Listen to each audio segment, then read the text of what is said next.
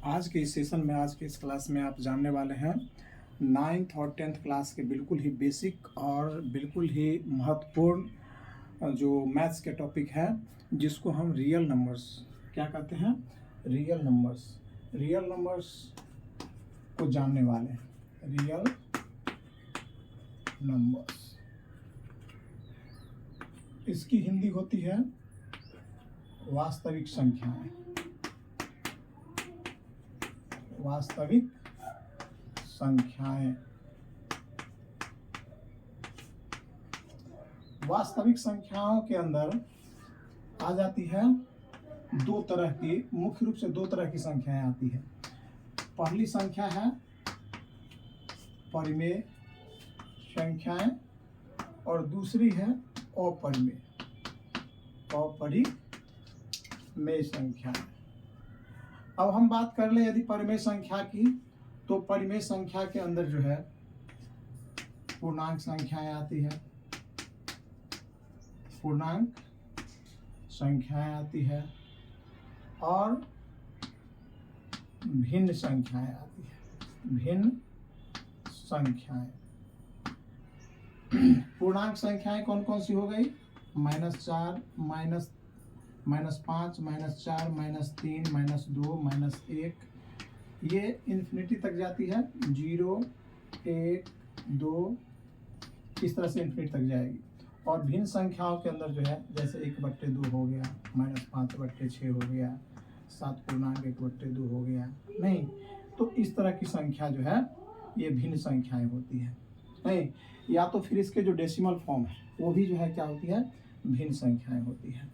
और अपरिमेय संख्या की बात कर ले तो अपरिमेय संख्या के अंतर्गत वो संख्या आती है जिसको हम p/q के रूप में नहीं लिख सकते हैं, उसको दर्शा नहीं सकते हैं। जैसे कि √2 हो गया, √5 हो गया, √7/9 हो गया, नहीं एटसेट्रा। तो इस तरह से आपने देखा कि रियल नंबर्स जो है क्या होती है, सभी परिमेय और अपरिमेय संख्याओं के जो सम्मिलित रूप है उसी को हम क्या कहेंगे, रियल नंबर्स कहेंगे। ठीक है, अब हम बात कर लेते हैं कि पूर्णांक संख्याओं के अंदर जो ये संख्या आती है, इसी में इंक्लूड है प्राकृतिक संख्याएं। प्राकृतिक संख्या क्या होती है? आप कहिएगा कि प्राकृतिक संख्या क्या होती है, तो गिनती की संख्याओं को हम क्या कहते हैं, प्राकृतिक संख्या कहते हैं। क्या कहते हैं? गिनती की संख्या। यानी प्राकृतिक संख्या की बात कर ले, प्राकृतिक संख्या की बात कर ले तो गिनती की संख्याएं 1, 2, 3, 4 एटसेट्रा। फिर पूर्ण संख्या की यदि हम बात कर ले, पूर्ण संख्या की बात कर ले तो इसके अंदर 0, 1, 2, 3, 4 इस तरह से एटसेट्रा ये सब संख्या आती है।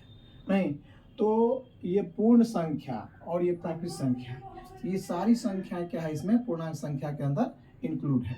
इसके साथ साथ जो प्राकृतिक संख्या है, जो गिनती की संख्या है, काउंटिंग नंबर्स है, इसके जो नेगेटिव फॉर्म है, जैसे कि -1, -2, -3, आप यहाँ पे देख पा रहे हैं, -1, -2, -3, -4, इस तरह से ये सभी संख्याएं।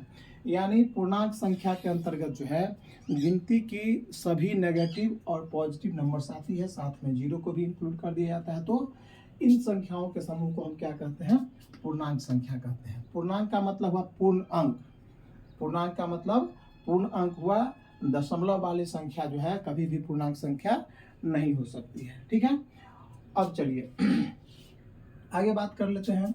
जो गिनती की संख्या है, नहीं इसी में जो है आपका विषम संख्याएं भी शामिल होती है। विषम संख्याएं 1, 3, 5, 7, 9 ये सब विषम संख्याएं हैं। क्या है? विषम संख्या। इसको हम क्या कहते हैं, विषम संख्याएं। इसके अलावा जो सम संख्या है, सम संख्या है 2, 4, 6, 8, 10, तो इस तरह से ये भी सारी संख्याएं किसमें शामिल है, आपको गिनती की संख्याओं में। इसके साथ साथ भाज्य संख्या की बात कर ले, भाज्य संख्याओं की बात कर ले तो इसमें 4, 6, 8, 9 यानी मोर देन 3 फैक्टर्स। नहीं, वैसी संख्या जिसके 3 या उससे अधिक अपवर्तक होते हैं उसको हम क्या कहते हैं, भाज्य संख्या कहते हैं। इसके अलावा अभाज्य संख्या की भी हम बात कर लें तो 2, 3, 5, 7 ये सब संख्याएं होती हैं।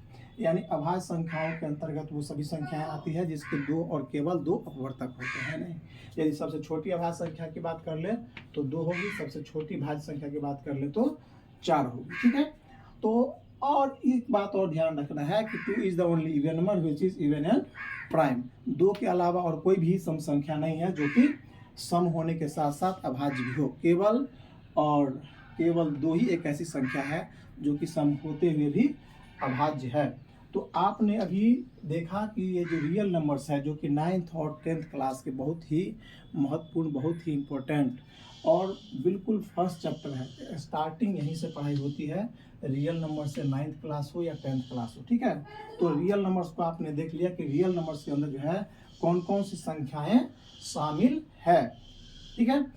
इसके अलावा हम रियल के बियॉन्ड यानी इसके विपरीत जाए क्या, अवास्तविक संख्याएं। अवास्तविक संख्याएं नहीं, वास्तविक तो आप जान लिए तो अवास्तविक को भी जानना जरूरी। अवास्तविक का मतलब ये हुआ कि जिसको हम कैलकुलेशन में मैथ्स या साइंस के अंदर जो उसका यूज नहीं करते, कल्पना मात्र करते हैं। जैसे कि √0 हो गया, जैसे कि √-1 हो गया। नहीं तो -1 का तो अस्तित्व है लेकिन उसका स्क्वायर रूट कभी पॉसिबल नहीं है, असंभव है, कल्पना मात्र है। तो ऐसी संख्याओं को हम क्या कहते हैं, अवास्तविक संख्या कहते हैं, जिसका कैलकुलेशन नहीं होगा, सिर्फ मात्र जो है हम उसको क्या कर सकते हैं, कल्पना करते हैं, सिर्फ लिख सकते हैं, दर्शा सकते हैं, नहीं लेकिन उसको हम रियल लाइफ में जो उसका कोई जो है अस्तित्व नहीं होता है, ना मैथ्स के अंदर, ना साइंस के अंदर, कोई कैलकुलेशन नहीं अदर सब्जेक्ट के अंदर, ठीक है। तो आज के क्लास में बस इतना ही।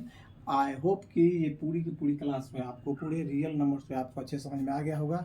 ये समझ में नहीं आया तो निश्चित रूप से कमेंट करिए, ये समझ में आ गया तो निश्चित रूप से इस क्लास को जो है लाइक कर दीजिएगा, और अभी तक इस चैनल को सब्सक्राइब नहीं किया तो सब्सक्राइब कर लीजिएगा, और अपने दोस्तों के बीच को शेयर भी कर दीजिएगा। चलिए, इस क्लास में बने रहने के लिए बहुत बहुत धन्यवाद।